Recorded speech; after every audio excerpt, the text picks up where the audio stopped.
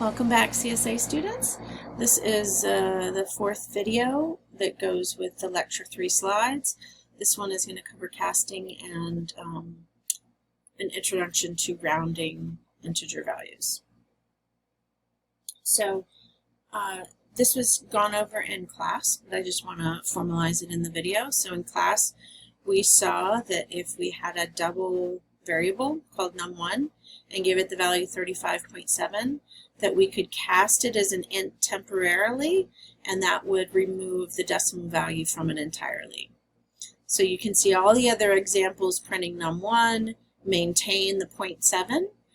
It's when we cast it as an int that the decimal value is truncated or cut off entirely. And that is a temporary change because you can see here that it is indeed printed out. And so here is the output from those 4 lines of code. With an integer value, I can cast it as a double temporarily, and that will add a decimal value to it. So our casting that we're going to be doing in class this year is between ints and doubles, and we will use it to affect division ultimately, or to affect the result from a math operation. So if I have a double and I want the result of the math operation to be an integer, I want there to be integer math that's done, I want to use this casting to do it. So here's an example where if I divide all these values by 3, we're going to see that when I do 3 of them, it's going to be 35.7 divided by 3. But that one value is just going to be 35 divided by 3. And since 35 here is an integer value, and this is an integer value, I'm going to lose the decimal altogether on the result. So we can play with this casting to remove decimal values and add them in. One thing we want to be very careful about is that the fact that this is not rounding. So it didn't round the 35.7 when we cast it to 36. So we need to be careful. If we need a rounding, if we need it rounded, we're going to have to do something else to it. So similarly down here, if I divide all these values by 3,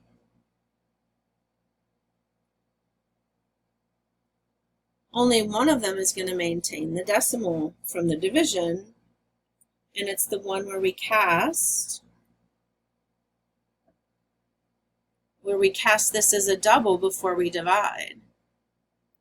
So we can use casting to maintain decimal values on division that would have been truncated otherwise. So we will see using double and int for those purposes. As we talked about in class, there are other ways to accomplish this. We don't have to use casting. So just as some reminders, I think a couple of the classes. So one way is if I merely multiply this value. So because of order of operations, these two multiply first. This is no longer correct, but you know. It multiplies these two first, and that's a double and an int, so the result is a double. So I'll get the 14.0 here and then divide by 3. Again, it's not changing num2, but it will maintain the decimal value. Another thing we could have done to maintain the decimal from the division is if we're hard coding this, and we know this is an integer, we can simply change this to be a double, and that will maintain the value after the division. So now we'll see 3 examples where we maintained all 3 of these, maintain the decimal. Sometimes, again, we're going to want this where we truncate, and we're going to be fine with that. But if we need the decimal, these are three ways we can accomplish it. I would say 99% of students will choose one of these 2 ways, but this is testable material, and so you need to be aware of how the casting works. And be able to read it in someone else's code. And sometimes the best way to read it is to try and use it a little bit in your own programs first. Okay. One thing I want to point out, so you see we have 3 lines of the decimals, right? All 3 of these are printing with the decimal, and then underneath we have one more 4 from here. So I'm going to make this first one go away by showing you how to incorrectly cast. So if we wanted to cast to keep the full decimal value, we need to make sure we're casting the number before the division. So we'll see here that we cast too late. So casting on its own has parentheses around it, and so if you think of it on the level with parentheses, it happens really early. So this cast happened really early in the game. Here, because we put parentheses around this, we went and did the division first. The 2 operands are integers, so we truncated to a 4, and then we cast to a double, and that added the 0.0 to it.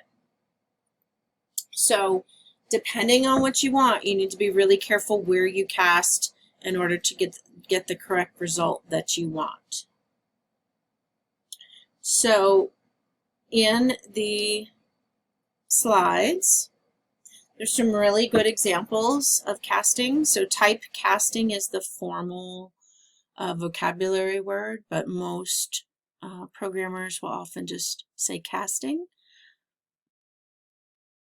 This mentions that it's a high precedent and that we need to be careful when we cast and how we do it at the proper time. These are good examples showing, again, those values where how we can use other ways of maintaining decimal values, and that this would cast the 1 as a double, and then it would divide the 3, so that would also maintain the decimal value. And then here, this one has some good examples. So X, Y, and Z are printed with spaces in between here. And it's good to see that 4 divided by 3 here, even though that's going to be stored in a double, the 4 is an integer, the 3 is an integer, and so it does get truncated to a 1. Then when it's stored in this variable X, that's when it adds the 0.0. It won't go back and figure out that 0.333 and save it. That was lost when it did this division.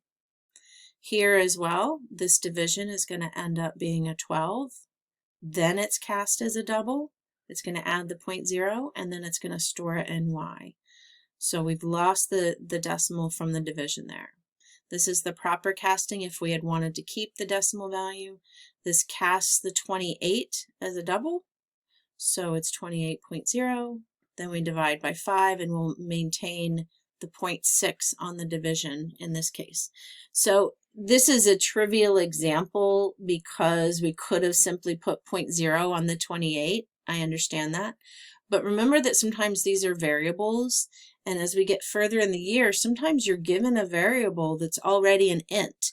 And so unless you create a new variable as a double and stick it in there, it's given to you as an int. So imagine that this was an integer variable, and so you couldn't simply add a 0.0. You're going to need another way to change it to a double. So the last part of this is rounding to the nearest integer, and this shows a way that we can use casting to do that. So once you've done the double division and you have the full value, you can either add 0.5 to the variable and then truncate it, to get a rounded value, or you can subtract 0.5.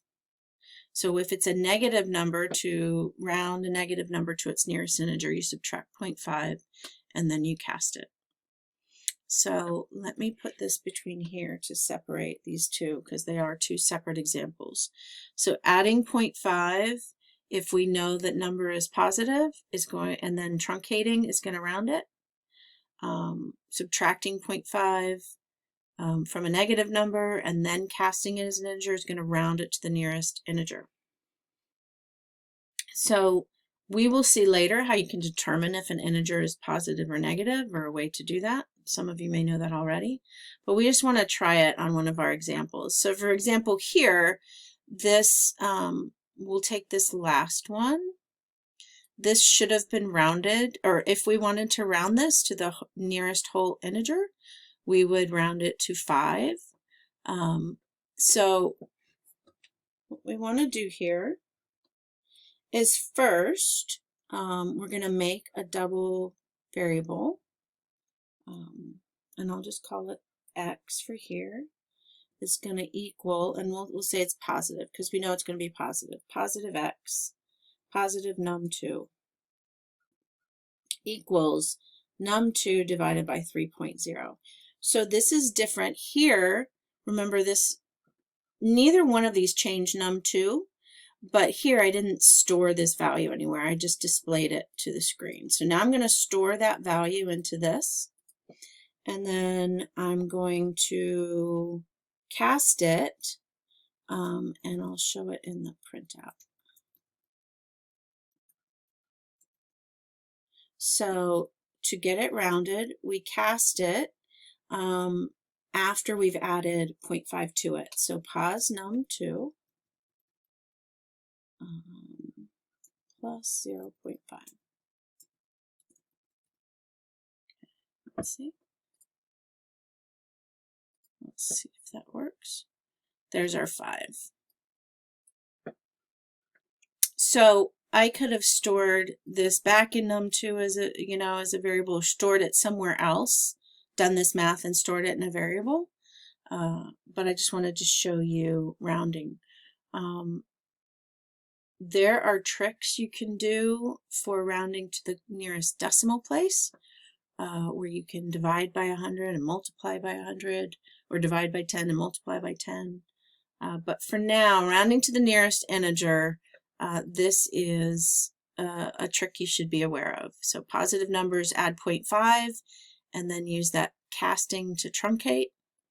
And then for the negative value, if it's a negative number, subtract 0.5 and then cast it, and that will round.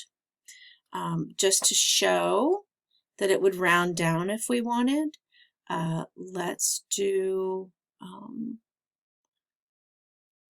4, 5. If I divided this by 5, is that right? Let's see. So dividing, no, that's still rounding up. About 4, I feel like that's not. 3, 2, no, 6, 7, not 6. 6 won't do it either. I need to change this. That's what I should have done. Whoops. 13 divided by 3. Let's go back to that.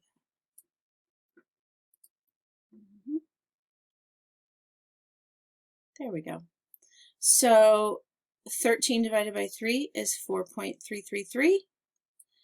And I store that in pos num, and when I add 0.5 and then truncate, I still notice that it rounds down here to 4. So this plus 0.5 and then truncating gets my integer value exactly where I want it to be in terms of rounding to the nearest integer. Okay, so maybe go play around with that a little bit, see if you can round some numbers. No better way to do it than to try some on your own. So good luck and happy coding.